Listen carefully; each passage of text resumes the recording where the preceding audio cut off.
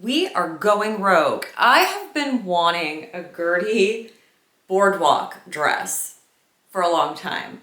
And I test fit it in a woven fabric like it's written, and I figured out my size. And then I thought, this pattern's not that complex. I could probably make it in a knit.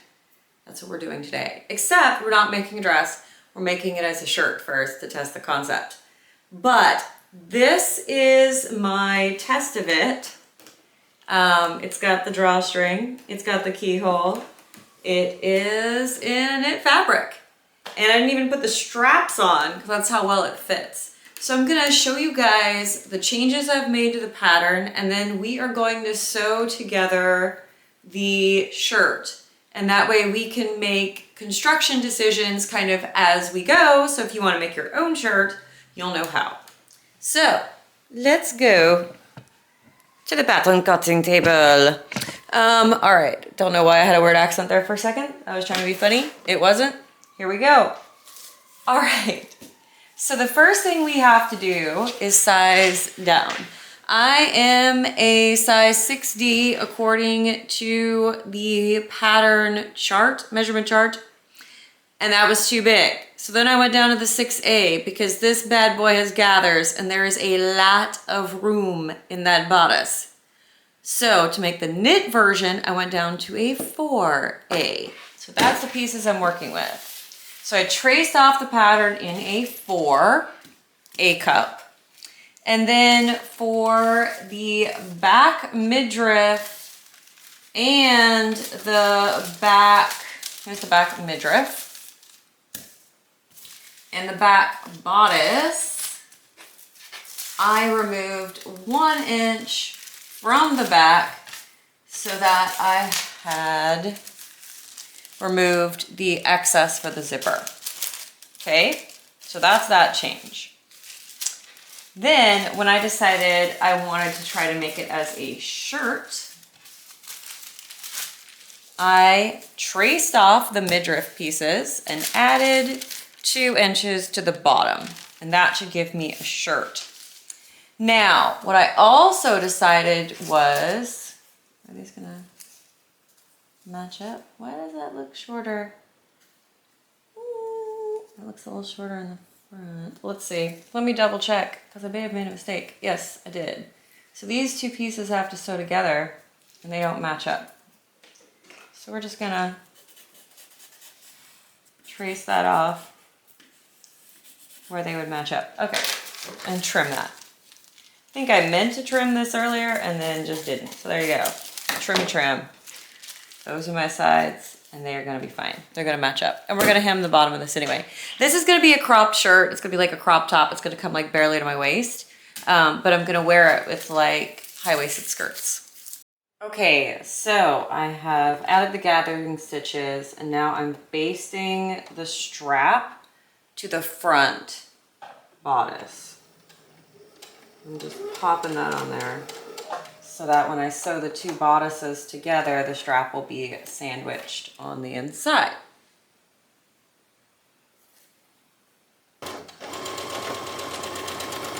All right, so this is where I do it a little differently than the pattern calls for. So we need to get that drawstring in. So what I'm going to do is I'm going to put the bodice and the bodice lining right sides together. Make sure my strap is inside that. And I'm going to match it up and clip it together all the way to the underarm, right? All the way to the side seam. So we're going from here, which is the underarm seam,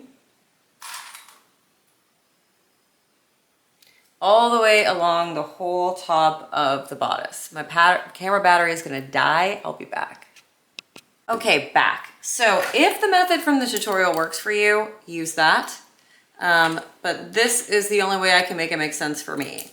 So I've got it clipped together at the top here, and I'm going around the armhole to right here. So 1 inch from the top, and I'm stopping.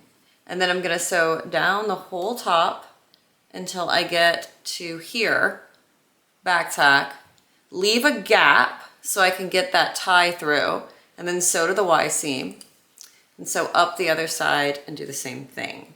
I do that because when I try to do it the way it is in the tutorial, I end up catching my straps in my sewing, and I don't want to do that. So I'm going to use a straight stitch, but a slightly longer straight stitch, like a 3, just because I want to make sure that this works the way we hope it does. So I'm going to back stitch at the armhole and then sew to that clip.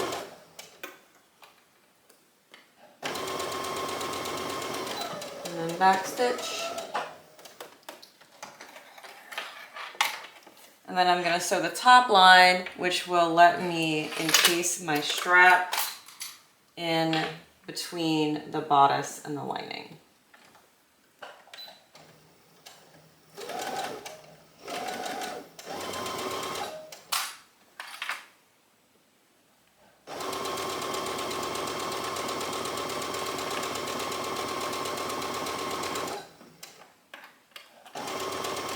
Getting to the end where the keyhole is, back stitch.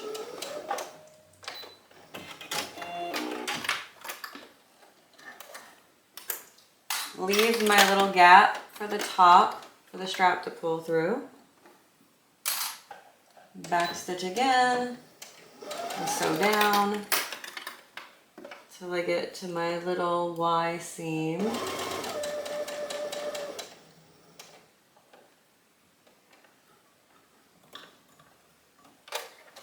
Pivot, sew the little Y, and back stitch. And then I'm going to do all of that again on the other side, and I'm going to come from the other side so I can handle that Y seam in the same way.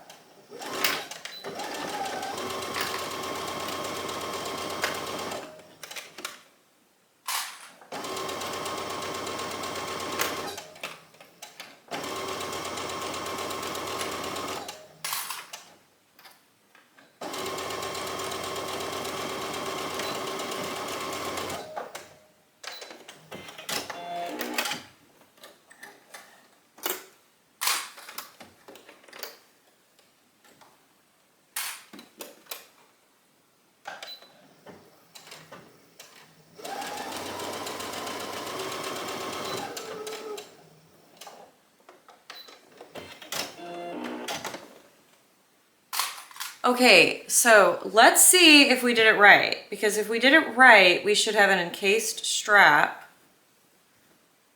Oh, I missed a part of my Y seam. Let me fix my little seam here. So close to everything being perfect. Okay, I'm just gonna do my little Y seam, which is always tricky. It might be easier in knit, honestly, because it stretches around a little. All right, let's see. I'm just gonna go back, go forward. All right. Let's see how we did. So we're gonna just open this and check it really quick. See if anything funky's happened.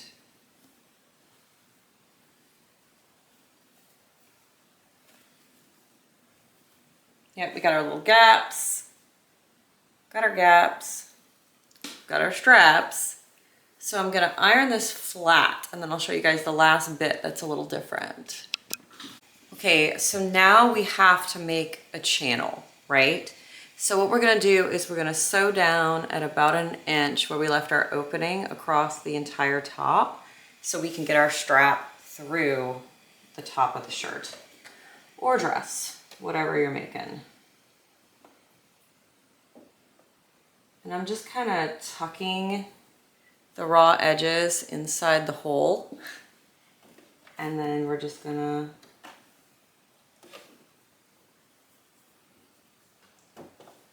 get both layers flat.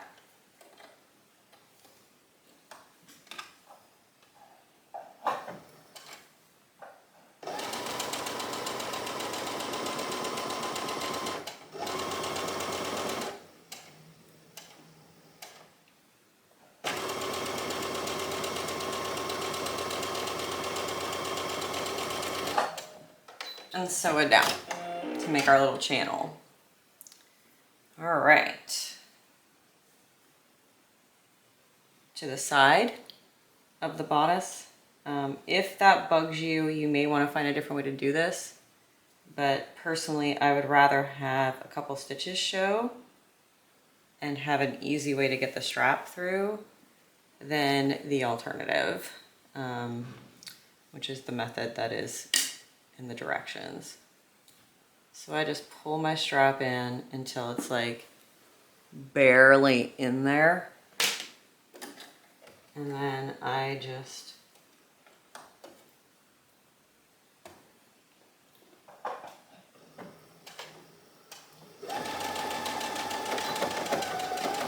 secure it with some stitches.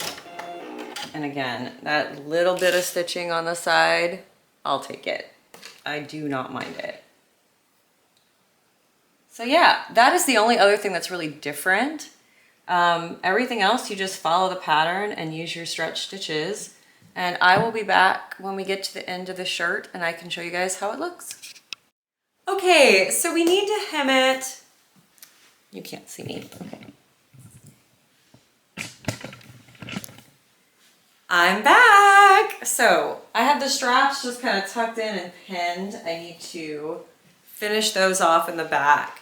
And obviously we have, the layers are loose, so we need to hem the shirt, but I think we have success and I really like it. The back has a little bit more like floofy business in the back. But people complain about that on the pattern when they make it woven, so like I'm not too worried about it. And we are back with our finished shirt. Let me show you guys the whole outfit.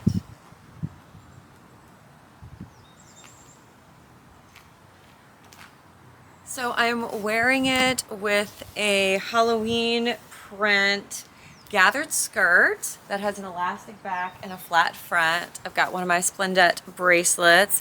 Got my Seiken Sugar Bat necklace. I've got these very summery lemon earrings that I got on Etsy. And I think the Boardwalk came out really good as a knit top. It's very comfortable.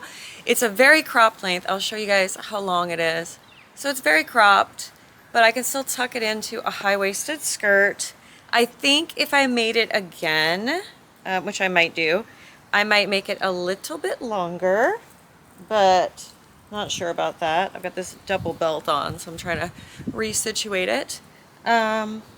But yeah, I think that this is a pretty good option. It does not cover my bra entirely, but I'm kind of okay with that. Most of the time I'll probably wear this with a little cardigan. And either way, I think this was a good experiment and I think it's worth trying. And really, if all you have to do is take 1 inch out the back to remove the zipper and size down, it's not a huge hardship to give this a try yourself. So thank you guys so much. If you had a good time and you want more ideas on how to take your favorite woven patterns and turn them into knits, that's something I do quite a bit. So don't forget to subscribe and I'll see you in my next video. Bye.